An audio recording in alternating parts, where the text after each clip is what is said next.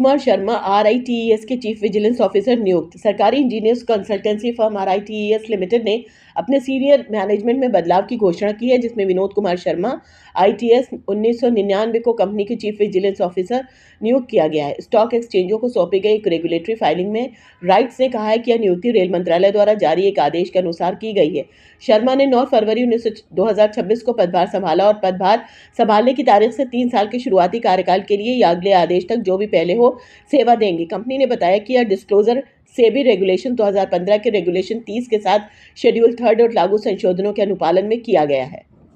अधिकारी सामी power finance corporation में board director commercial nominate public enterprises selection board में भारत सरकार के तहत एक महारत्न CPSE power finance corporation limited में V परिकरी सामी को डायरेक्टर कमर्शियल के पद पर के रूप में नॉमिनेट किया गया है। वह वर्तमान में पावर फाइनेंस कॉर्पोरेशन लिमिटेड में एग्जीक्यूटिव डायरेक्टर एंटिटी अप्रेजल और IT के रूप में कार्यरत है। हालांकि यह नॉमिनेशन कैबिनेट की अपॉइंटमेंट कमेटी से मंजूरी मिलने के बाद ही फाइनल होगा।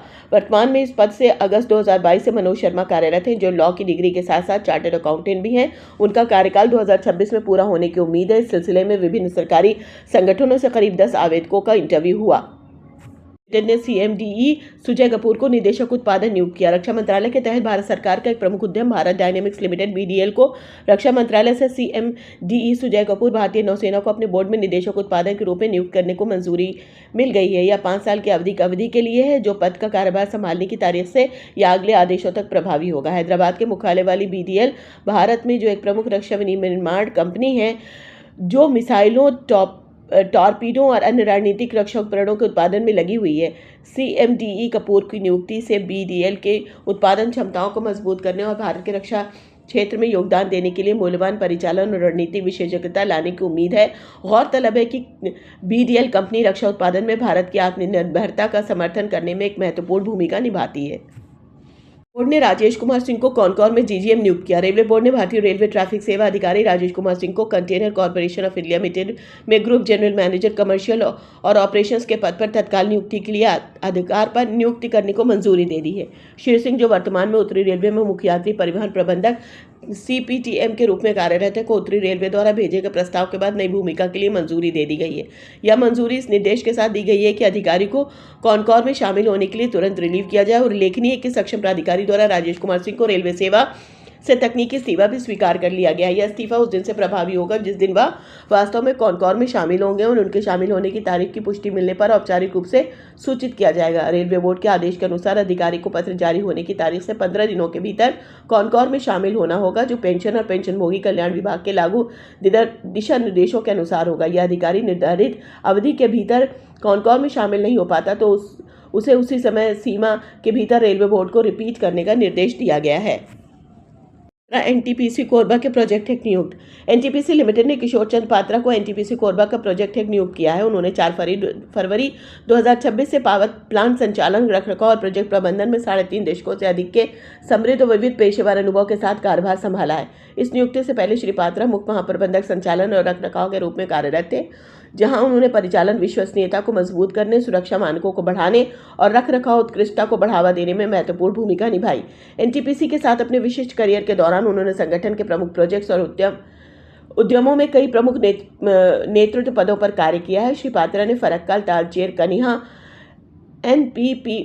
NBPPL नोएडा, ER सेकंड मुख्यालय भुवनेश्वर और वल्लूर सहित प्रमुख NTPC प्रतिष्ठानों में महत्वपूर्ण भूमिका निभाई है।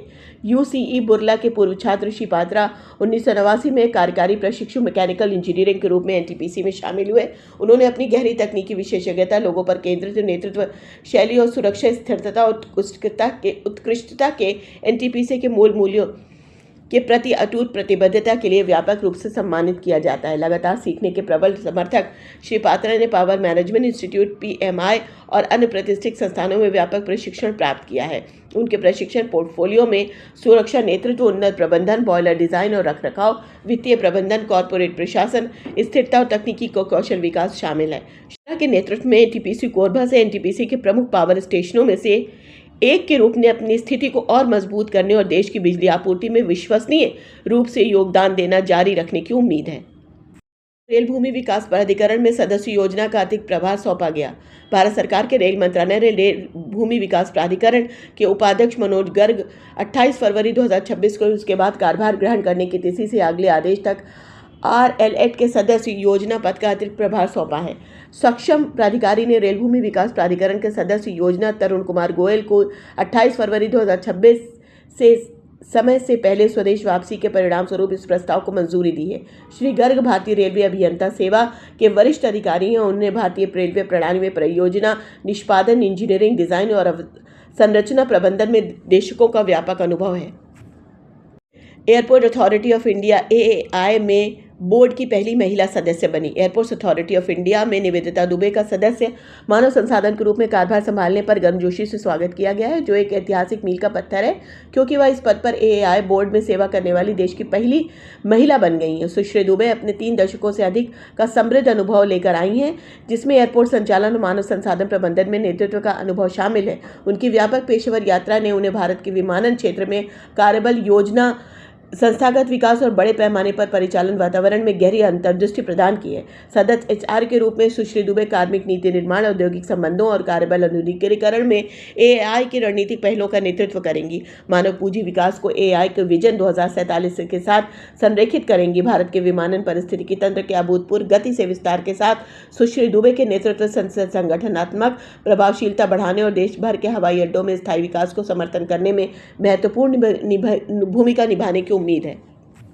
CGM नितिन खामेसरा ने शिपिंग कॉर्पोरेशन ऑफ इंडिया के डायरेक्टर फाइनेंस का पदभार संभाला।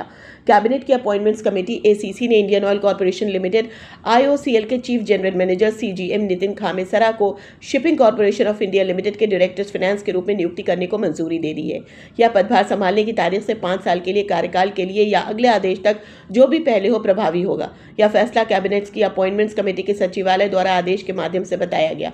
Shipping corporation of India SCI Bharat सरकार का एक PSU है, जो शिपिंग और समुद्री कार्य क्षेत्र में काम करता है और कार्गो ट्रांसपोर्टेशन, लॉजिस्टिक्स सॉल्यूशंस और फ्लीट कॉर्पोरेशन सहित व्यापक शिपिंग सेवाएं प्रदान करता है। यह कंपनी भारत के समुद्री व्यापार और अंतर्राष्ट्रीय शिपिंग कनेक्टिविटी में महत्वपूर्ण भूमिका निभाती है।